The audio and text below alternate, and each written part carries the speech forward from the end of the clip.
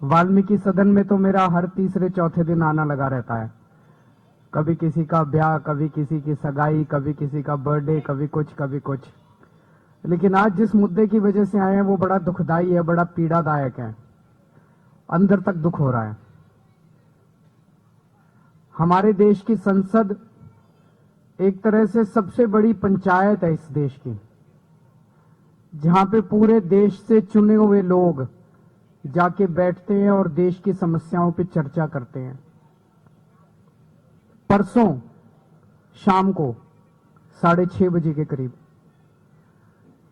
हमारे देश की संसद में गृह मंत्री जी अमित शाह जी ने एक स्टेटमेंट दिया। उन्होंने कहा, अंबेडकर अंबेडकर अंबेडकर अंबेडकर अंबेडकर। ये कहना आजकल एक फैशन हो गया है। इतनी बार अगर भगवान का नाम लोगे तो 7 जन्म में स्वर्ग मिल जाएगा। अभी एक फैशन हो गया है, अंबेडकर अंबेडकर अंबेडकर अंबेडकर अंबेडकर अंबेडकर। इतना नाम अगर भगवान का लेते तो 7 जन्मों तक स्वर्ग मिल जाता। ये शब्द तो अपने आप में बहुत पीड़ादायक थे, अपमान करने वाले थे। बाबा साहब अंबेडकर का अपमान करने वाले शब्द थे। लेकिन जिस लहजे में उन्होंने कहा, जो टोन थी उनकी कहने की, ऐसे लग रहा था जैसे अंदर से उनमें नफरत भरी पड़ी है। जैसे कहते हैं ना हम, कई बार हमारे कहने के लहजे में पता चल जाता है आदमी मजाक में बोल रहा है कि व्यंग्य कर रहा है कि दुख से बोल रहा है। लहजे में, उनके लहजे से लग रहा था कितनी नफरत करते हैं वो बाबा साहब अंबेडकर से। एक बार मेरे को लगा शायद मुंह से निकल गया होगा, लेकिन अगले दिन प्रधानमंत्री मोदी जी ने बयान देके उनका समर्थन किया अमित शाह जी का। जो अमित शाह ने पिछले दिन बोला संसद में, मोदी जी कह देते भाई ये जो बोला मैं इससे सहमत नहीं हूं, चलो हम मान लेते। हमें लगता भाई अमित शाह के मुंह से निकल गया होगा।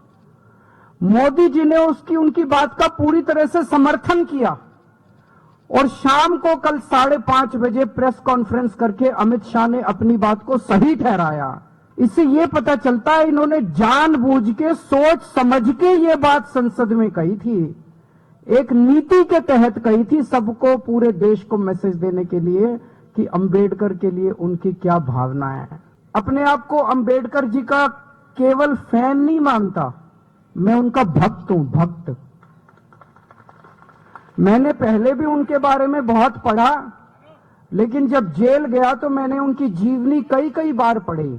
उनका जीवन पढ़ने से बहुत प्रेरणा मिलती है। जितना संघर्ष उन्होंने किया ना, मुझे नहीं लगता बहुत कम लोग हैं जिन्होंने जिंदगी में इतना संघर्ष करके, और एक मामूली सा आदमी कहां पहुंच गया, कितनी ऊंचाइयों पे पहुंच गया कि कोलंबिया यूनिवर्सिटी में ने अभी उनको पूरी सदी का सबसे बड़ा विद्वान घोषित किया, अमेरिका की यूनिवर्सिटी ने, कि पिछले 100 साल में ऐसा विद्वान नहीं हुआ। इतना बड़ा उनको तमगा दिया है, पूरी दुनिया में उन्होंने नाम रोशन किया है। ऐसे व्यक्ति का इन लोगों ने अपमान किया।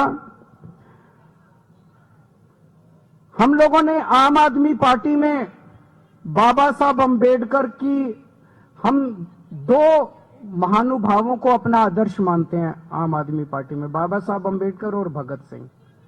ऐसा नहीं कि हम दूसरों को आदर्श नहीं मानते। गांधी जी हैं, जवाहरलाल नेहरू जी हैं, सुभाष चंद्र बोस हैं, बहुत सारे हमारे स्वतंत्रता सेनानी हैं, उन सबको भी आदर्श मानते हैं। लेकिन इन 2 को सबसे ज्यादा मानते हैं हम, बाबा साहब अंबेडकर और भगत सिंह। तो हमने दिल्ली सरकार में और पंजाब सरकार में आदेश पारित कर दिया है कि हर दफ्तर के अंदर इन दोनों की तस्वीर लगाई जाएगी। मेरी तस्वीर नहीं लगाई जाती। आप किसी सरकार में चले जाओ, उस सरकार में उसके मुख्यमंत्री की तस्वीर लगती है हर दफ्तर में। आप केंद्र सरकार में किसी दफ्तर में चले जाओ, वहां पे मोदी जी की और राष्ट्रपति जी की तस्वीर मिलेगी। दिल्ली सरकार के दफ्तर में केजरीवाल की या आतिशी जी की तस्वीर नहीं मिलेगी, वहां पे बाबा साहब अंबेडकर की और भगत सिंह की तस्वीर मिलेगी आपको। हमने आदेश, और घर में जहां मैं रहता हूं, मैं जहां बैठता हूं, मेरी कुर्सी के ऊपर मेरे घर पे भी बाबा साहब अंबेडकर की तस्वीर लगी हुई है। इतना मानते हैं हम उनको। दिल्ली सरकार के सारे स्कूलों में, जैसे मैंने कहा ना, मेरे को प्रेरणा मिलती है उनके जीवन से। स्कूलों के अंदर, सरकारी स्कूलों के अंदर, दिल्ली सरकार के सरकारी स्कूलों के अंदर हमने बाबा साहब जीवन को पढ़ाना चालू कर दिया, ताकि हर बच्चे को उनके जीवन से प्रेरणा मिल सके। सबसे ज्यादा उन्होंने तवज्जो दी शिक्षा को। उन्होंने बार बार बोला, समाज के लोगों को बोला कि अपने बच्चों को पढ़ाओ, अच्छी शिक्षा दो, तभी समाज आगे बढ़ेगा। बोला था कि नहीं बोला था? आज सबसे ज्यादा तवज्जो हमने शिक्षा को दी है। दिल्ली के सरकारी स्कूल इतने अच्छे कर दिए कि अब मेरे दलित समाज के, मेरे वंचित लोग, मेरे पिछड़े लोग, आज उनके बच्चे डॉक्टर बन रहे हैं, इंजीनियर बन रहे हैं। 12वीं क्लास तक मैंने शिक्षा फ्री कर दी। उसके बाद जब हमारे समाज में भी बच्चे बहुत इंटेलिजेंट हैं, लेकिन वो कंपटीशन के पेपर नहीं दे सकते थे, क्योंकि कंपटीशन के पेपर देने के लिए बहुत सारी फीस चाहिए होती है। तो हमने कह दिया, भाई जो कोचिंग की फीस है वो सारी फीस दिल्ली सरकार देगी, आप अपने बच्चे का एडमिशन करा दो और सारी फीस हम। जय भीम योजना हमने दिल्ली के अंदर लागू करी। तो मेरी भावना बहुत बुरी तरह से मैं पीड़ित हुआ जब मैंने अमित शाह जी के स्टेटमेंट को सुना।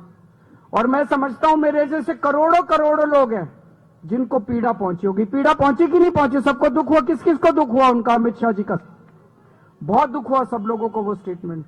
वो कहते हैं कि इतना भगवान का नाम लोगे तो 7 जन्म में स्वर्ग मिल जाएगा।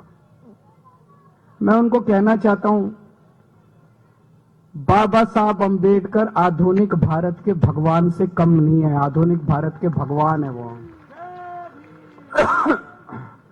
मुझे नहीं पता मरने के बाद स्वर्ग मिलता है कि नहीं मिलता, लेकिन जैसा भी संजय सिंह जी ने कहा कि अगर बाबा साहब अंबेडकर नहीं होते और बाबा साहब अंबेडकर ने यह संविधान नहीं बनाया होता, तो भाई साहब आज इस देश के अंदर दलितों का, वंचितों का, पिछड़े लोगों का जीना मुश्किल हो जाता।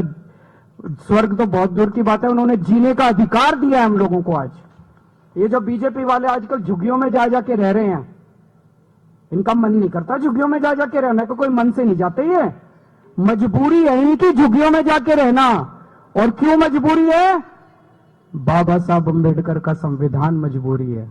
कैसे? आप पूछोगे कैसे? संविधान में उन्होंने वोट का अधिकार दिया है। जब संविधान बन रहा था, संविधान सभा के अंदर चर्चा हुई, चर्चा में बातचीत उठी, भाई वोट का अधिकार किसको मिलना चाहिए? उसमें कई लोगों ने कहा कि वोट का अधिकार केवल पैसे वालों को मिलना चाहिए, गरीबों को नहीं मिलना चाहिए। उसमें कई लोगों ने कहा कि वोट का अधिकार पढ़े लिखों को मिलना चाहिए, अनपढ़ को नहीं मिलना चाहिए। ये 2 बातें उठी थी। एक तो ये कि गरीबों को नहीं मिलना चाहिए, और एक ये कि अनपढ़ लोगों को नहीं मिलना चाहिए। बाबा साहब अंबेडकर अड़ गए संविधान सभा में।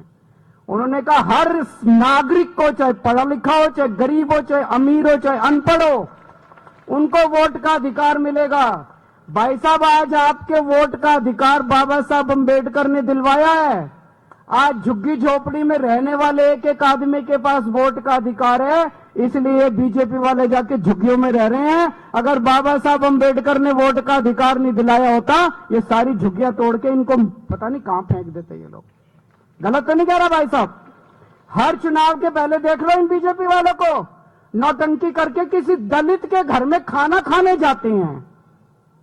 चुनाव के पहले देखा कि नहीं देखा?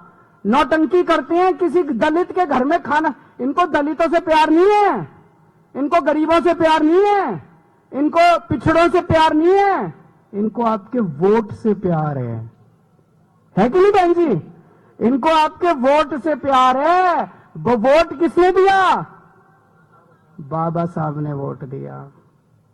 अगर बाबा साहब आपको वोट नहीं देते, ये बीजेपी वाले मजाल जो आपकी, इनको मैं देख रहा था ये झुग्गी में जाते हैं। कल मेरे को एक बता रहा था कोई, जिस झुग्गी में इनका एक बड़ा नेता गया था, वहां से कोई मेरे से मिलने आए कुछ लोग झुग्गी से। मैंने पूछा क्या हुआ? बोले जी आया था, 11 बजे निकल लिया, कट लिया, फोटो वोटो खिंचाई, थोड़ी देर हमारे बच्चों के साथ नाटक करा कैरम खेलने का, उसके बाद बोला लेट गया बिस्तर पे, बोला मेरी फोटो खींच लो, फिर लेटे हुए की फोटो खींच ली, फिर बोला अपने घर चला गया, सवेरे 6 बजे फिर आ गया। ये इनका प्यार है।